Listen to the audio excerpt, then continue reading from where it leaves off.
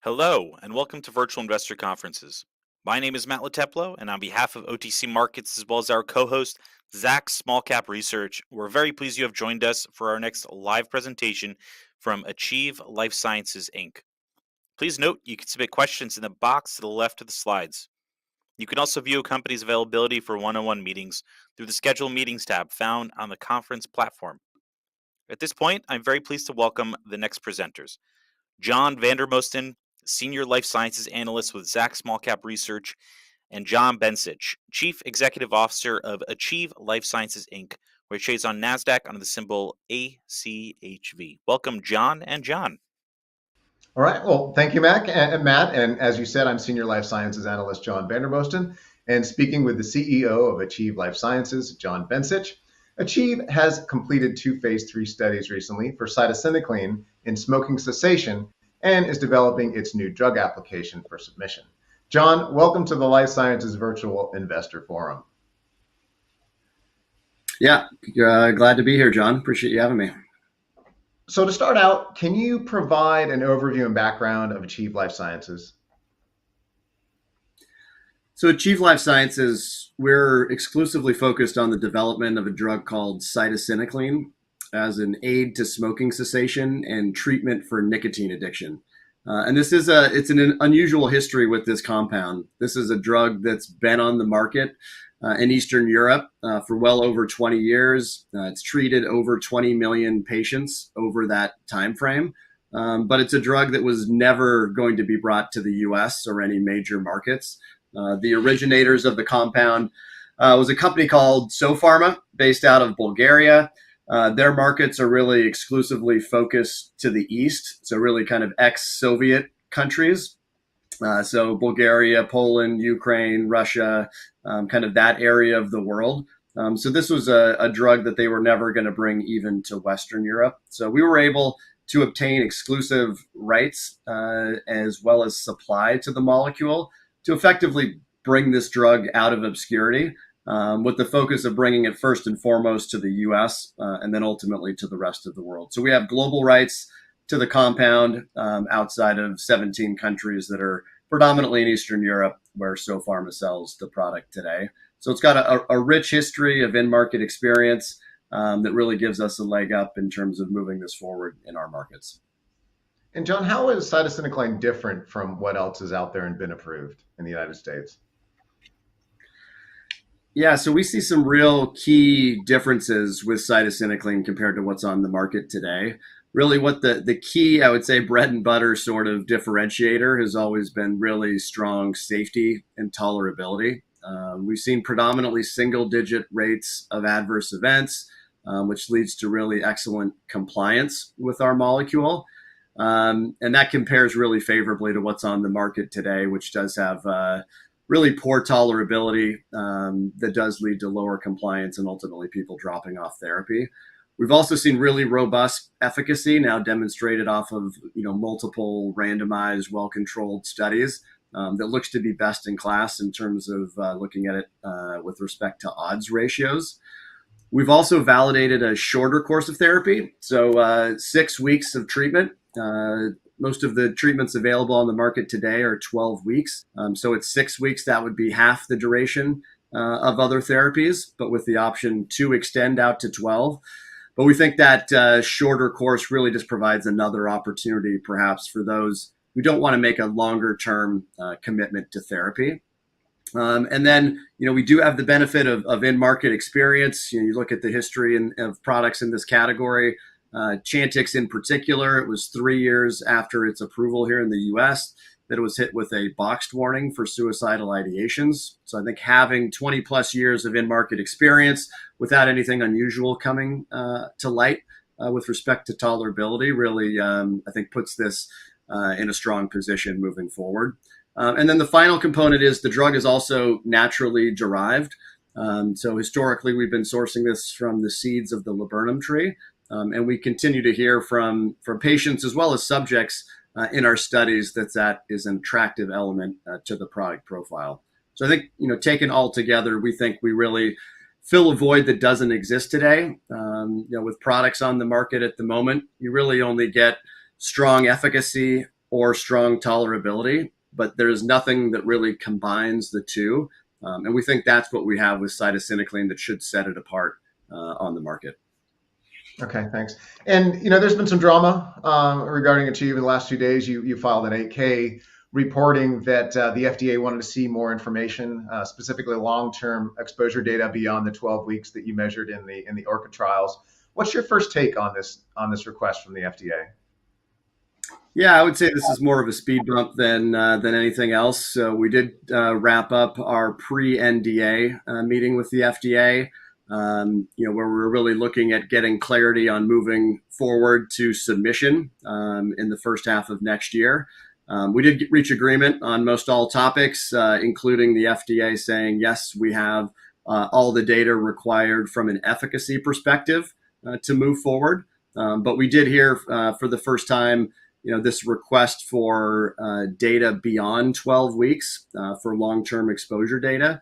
And the FDA is looking at this category as one as what they would consider a chronic relapsing condition where a patient may get exposed to the medication multiple times over the course of their life. And so, they're really trying to assess the risk, beyond the course of therapy. And we've heard this before from them, but what they had told us earlier was they wanted to see repeat administrations of the drug.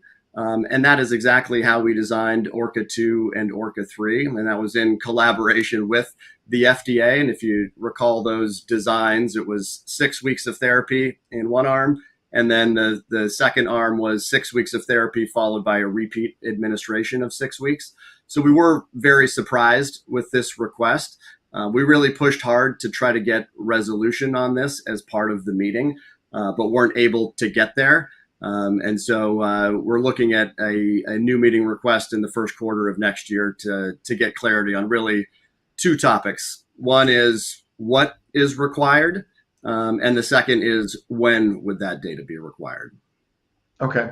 And it sounds like there's still a few unknowns out there, but do you have any sense of how this might affect timelines and when we might know more and when you might have to make that submission in terms of, NDA filing times?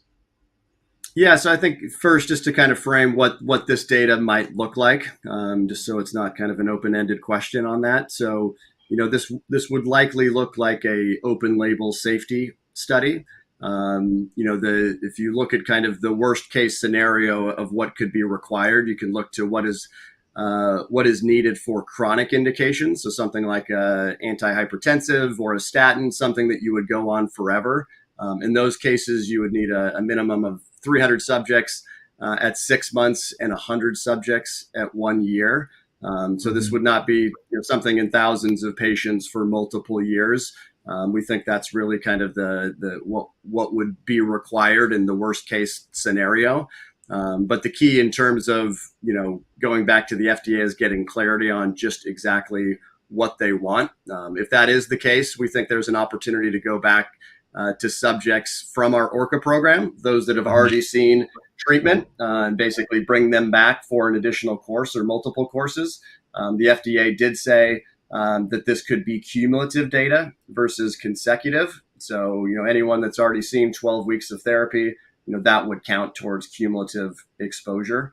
But I think that the bigger question here is, when will this be required? Is this something that will be required at the time of submission or something that could be required post submission? So I think, that is really the clarity that we're looking for and seeing what flexibility the FDA has to allow us to continue to move forward, in a timely manner in 2024 to get this on file. Okay. And then you're also running a vaping trial. Did the FDA mention anything about that? I think there was a mention of it in the 8K regarding just those patients and how they might be able to contribute to that as well, the open label extension that you might be required to do. Yeah, that's right. So the FDA, they're well aware that we are pursuing a indication for vaping cessation with cytisinicline as well. They did indicate that we could use either smokers or vapors in terms of how we generate this data. So that gives us another opportunity on how this data might be delivered. And I think the other piece that we did hear from the FDA as part of this meeting is that, they they do see vaping as an area of unmet need and look forward to continue discussions with the company on that front. Okay, very good. So, despite the hiccup that we saw earlier this week, I mean, it's just a matter of, time and money, which I think probably would be insignificant relative to the opportunities for cytisinicline. ACHV still has a very attractive profile. Us at Zacks, we see cytisinicline as an improvement on other smoking cessations like, Chantix or varenicline, the generic name for that drug, especially related to safety, as has been borne out in ACHV's phase 3 studies that they shared with us. Chantix was able to generate over $1 billion in revenues under Pfizer's care, and it was mostly concentrated in the U.S. And then also they did not have approval for vaping. So it seems like there's geographical opportunities that expand beyond Chantix, and also different markets such as vaping. John, can you run through the summary results that kind of support our thesis that we just explained there in terms of the value of ACHV based on the safety and efficacy that you've shown so far in your clinical trials? Yeah, absolutely. Maybe just to kind of walk through a couple of slides here, if we could pull up. Oop, go back. The design of the phase 3 program that we just completed here earlier this year. This was 2 studies with very similar designs, both looking at, between 750 and 800 subjects. And these were all done in sites across the U.S., all combined with full U.S. behavioral counseling. And we looked at placebo versus 6 weeks of cytisinicline versus effectively 12 weeks of cytisinicline. And then we followed patients out to 6 months post-therapy. And we were looking for continuous abstinence rates both at the end of treatment as well as at the longest follow-up at 6 months. When we look at the demographics of these patients, these were really heavy smokers, pack a day, been smoking for between 36 and 38 years with a median age in the low 50s, and had tried a median of 4 prior quit attempts. Yet they were all still smoking. We don't have it here, but those prior quit attempts, really run the gamut of really everything that's available on the market today, which is limited. There's only 2 oral therapeutics, and then you have various forms of nicotine replacement therapy. So it's really, when you think about 4 quit attempts, that's really the equivalent of 1 of each, plus repeating something. So this is a difficult addiction, and it kind of shows that people try and try again, and it's difficult to ultimately be successful. The results of the trial were really compelling. We did see very consistent results, especially across the 12-week treatment groups. We've got the side-by-side results here, ORCA 2 on the left and ORCA 3 on the right of each of these panels. We saw quit rates at the end of the treatment just over 30%, compared to less than 10% on the placebo arm. And importantly, we saw that effect maintained all the way out through 6 months. And you can see the odds ratios here really between 4 and 6. And I think that's, really the key metric here is, the improvement over placebo. When we think about this in terms of the other therapies on the market, nicotine replacement therapy and bupropion, also known as Wellbutrin, they both have an odds ratio of roughly 2. So you're 2 times more likely to quit than placebo on those therapies. Chantix or varenicline has the most efficacious product on the market today, and that has an odds ratio of just under 3. So what we've seen here in the ORCA program of having odds ratios between 4 and 6, I think really does set us apart in terms of how well the drug is really working from an efficacy perspective. And then I think just to close on this, safety, as I mentioned earlier, is one of our key differentiators. And I think in this study, exposing for 6 and 12 weeks, we really didn't see anything out of the ordinary. It was, again, predominantly single-digit rates of adverse events. We did see insomnia crest into the double digits, but again, not really meaningfully above what we're seeing on placebo. And, you can see here in some cases, we were seeing higher rates of things like nausea in the placebo arm. So great tolerability, no serious treatment-related SAEs, and so I think this really sets the product profile apart, again, in terms of combining that strong efficacy with strong tolerability that really just doesn't exist on the market today. I think we can pull down the slides now. Yeah, I wanted to reiterate that point that you made about the side effect profile. Nausea is actually better in the active arm than it is in the placebo arm, which I think is probably one of the main reasons, or one of the reasons that patients stay on it longer and actually finish their course of therapy. Because I think one of the problems with competing products is that they don't finish their therapy, and then they never get the benefit of it. So that's one point that we try to make in our research when we're talking about ACHV. Wanted to move back to vaping. We'd mentioned it in a few earlier questions, but you recently completed work on vaping. Can you share what you found there and the opportunity size for vaping in the United States? I mean, that's something that wasn't really very big back when Chantix was approved, long ago. What's the opportunity there, and how have you guys done in the trial? Yeah, so we've been pretty keen on trying to figure out how we get involved in vaping cessation for quite some time. And as you mentioned, this is a category that's really come into its own, unfortunately, over the last decade.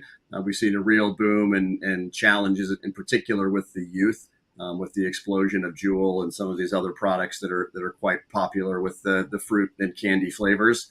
So it's one we've been excited to get involved with. The size of the market is substantial at this stage. There's 11 million adult e-cigarette users, and that's really up from almost nothing 15 years ago.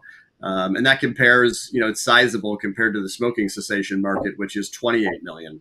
And there is, about a third of those, there is overlap of people who use both products, but for the most part, that is a captive new segment. And unfortunately, at the moment, there are no products indicated for e-cigarette cessation. So we see a real commercial opportunity there to be the first and only product indicated, and not just be an aid to smoking cessation, but a treatment for nicotine addiction more broadly. So we pursued a trial, a proof of concept study. We partnered with NIDA and the NIH, who gave us grant funding to help pull this off. We treated 160 e-cigarette users. We did about, it was a 2-to-1 randomization on active to placebo to really see if there was activity here. And we haven't talked about it, but the mechanism of the drug, it targets the nicotine receptors in the brain. So, this should have applicability, whether it's smoking, vaping, chewing tobacco, snus, really in any form of nicotine addiction. It just so happens that vaping is the next largest market to go after. And what we saw out of this study was, I would say, very, very similar results to what we've seen on the smoking cessation side. About 30% of patients had quit at the end of 12 weeks of therapy. We saw an odds ratio just under 3 in that trial. And so we think that really sets the stage for a program to move this forward and open up the indication. We're planning on having an end of phase 2 meeting with the FDA in 2024 to get clarity on what the next steps are. But we would believe that a single phase 3 trial would be sufficient to open up that indication. Okay, very good, very good. So, one of the big questions that investors are wondering about is the exit strategy, I suppose. ACHV is likely not going to commercialize the product itself, and we'll find a partner. I think there's some good news in terms of M&A out there, probably providing a tailwind. We just recently did some work. I think we found $223 billion of transactions so far this year, with a couple weeks left to go. Nothing in smoking cessation, but that's one reason we like you, is because you're very unique, and there's no other nothing else going on there. So why don't you share with us what you can in terms of how conversations are going, how the M&A trend that's been going on so far might give you some negotiating ability, and then also what might the impact be of the recent announcement you made earlier this week on any negotiations that you have going on, because I think you have indicated that there are negotiations going on with potential acquirers at this point, or partners. Yeah, so as we've stated previously, we've always believed that this asset is going to be best served in the hands of big pharma, big biotech, a group that already has a primary care sales force in place that they can plug and play this product into, and that continues to be our belief, and which is why we are having ongoing discussions with commercial organizations to tease that out, and we do think there is an opportunity to get a transaction done in the first half of next year around that, and that's what we're targeting. And so, when we think about the opportunity here, obviously it's substantial. We think nothing that's come out of the recent FDA discussions is changing the product profile or the overall opportunity here. I think even if there is a modest delay in terms of submission of the NDA, we think that's all within the planning horizon, for a pharma. And I think to your point on M&A picking up, I would expect that to continue, that trend line, as we go into 2024. I think if we look out a couple of years, there are some serious loss of exclusivity and patent cliffs coming for pharma. And so, revenue will need to be replaced. And so I would anticipate that this trend line continues. And I think that bodes well for us as we, get this final clarity from FDA. We would have hoped to have it now. That was the target. But we will get it in Q1. And I think that is what's required to move forward. Very good. Yeah, we'll be all ears to hear how that, what the resolution on that is. Let's see. I just wanted to make one more point. Just in terms of the interest in biotech. After the Fed's comments yesterday, I think the enthusiasm over the markets, especially areas that haven't done so well, like small cap life sciences, is a little bit more positive. I was looking at the XBI maybe an hour ago, but I'm not sure where it is now. But it looked like it had gapped up again. Pretty strong move this morning. So that's these are all kind of positive things that I think support life sciences, small cap life sciences right now. But I think we have time now to move on to some questions from the audience, and I will go over here and try to see if I can pull some of these up for us. So it looks like there's some questions, more questions on vaping. So I guess given the comments from the FDA and their enthusiasm for nicotine addiction and addressing it, what do you expect? When do you expect to start the pivotal study for vaping? And could it be fast tracked? And again, it's an unmet need, and I think there's some expedited pathways that are available for indications where there's an unmet need, and that would seem to qualify since there's nothing else out there. Share with us on your thoughts on that, John.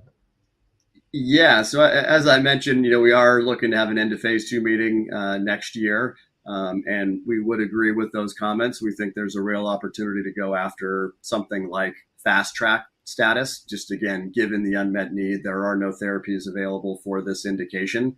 So that's something that we do think is a real possibility here.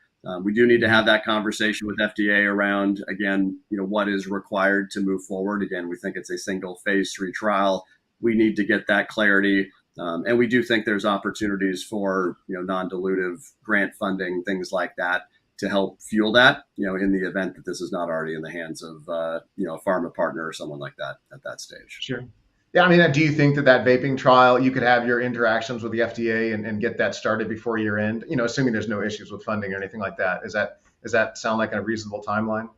Yeah, that's something that could absolutely kick off before the end of next year. Yeah, absolutely. Okay, great. And another question here related to Chantix and the FDA's experience there. As you mentioned, there had been a black box warning, and I think some concerns on that early in its Chantix's career. Do you think that concern or those issues are fueling the FDA's requirement for an extended safety exposure data requirement that was mentioned? Yeah, I think there is a real possibility that could factor in. Again, that boxed warning was something that occurred 3 years after approval. And this, division of the FDA is, I would say, one that's not, as familiar with having lots of, unusual adverse events. This is the anesthesia and addiction division. This is not like the oncology division that's used to dealing with lots and lots of safety effects. So, I do think that experience may factor into some of what we're hearing from them. Okay, got it. And I have another question here. So this is interesting. Can the NDA move forward with acute treatment, not for chronic use? with the data that you already have, and then perhaps expand it later on with with that other. And I think that goes to the options that you may have, in terms of when you submit the data. Why don't you elaborate on that if you can at this point? Yeah, so I think what the question is around is there an ability to get a skinny label that says, this is for one-time use, something of that effect? And we do not disagree with that concept. And so again, this gets back to getting back in front of the FDA and seeing, what kind of flexibility we have and get clarity on what's possible here. Okay. And any other thoughts, John, in terms of the industry? More broadly in the industry on, in terms of the trends. I mean, as we talked about earlier, M&A's pretty good right now, even though things have been rough over the last few years. What are your kind of longer term views on how things are going in the space?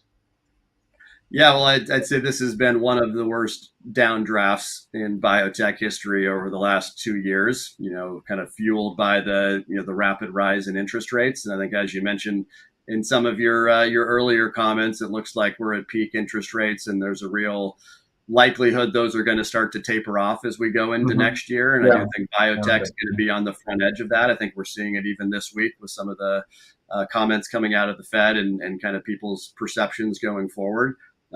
So I'm quite optimistic that we're going to, come out of what's been kind of a deep trough and, hopefully get back to, good returns, XBI and companies like ACHV as we move into 2024. Right. I mean, as we always say at Zacks, the science has continued to advance, broadly across the industry, even though that the share prices may not have moved in the same direction. So I hear another question here, looking at the competitive landscape. Is there any concern that the open label extension trial delay may allow for competing smoking cessation drugs to catch up with you? And what else is going on out there that might be might have to have eyes on? Yeah, it's a good question. I think this is a bit of an unusual category. There was a lot of work that was being done in smoking cessation around and just post the approval of Chantix, so kind of post 2006. And unfortunately, it's a bit of a graveyard of things that have been tried and failed out there. It's just a difficult addiction to treat. And there's really not all that much that's happening. This is not like some of the other areas where there's, 7 or 8 different companies working on things. Everything's fairly early stage. We continue to track it. So nothing really that we're aware of, I think, even in phase 3 studies at the moment. So yeah, obviously we want to get this to market as quick as we can. That's what we're working towards. But we see a lot of green space in front of us. Okay. Well, here's one last question. I think we just get a couple seconds left, but it kind of follows along some of the other questions regarding, how you could deal with the additional safety data that's needed. Someone is asking if, phase 4 study, after approval might be a pathway you can go. Is there any precedent for that to gather that data and, not hold up all the work that you've done so far? Yeah, I mean, there's clearly precedents for doing phase 4 commitments. And so, whether or not that's the case with respect to, this long-term exposure data, if this is going to qualify for that. So, again, what we're looking for is, clarity from the FDA, what sort of flexibility we can get and what would be required, at time of submission versus something that could be delivered after that. Okay, very good. Well, John, thank you so much for joining me today. On the investor forum. It was great to chat with you and elaborate on some of the opportunities for ACHV Life Sciences and smoking cessation and vaping. Thank you. Yeah, thanks for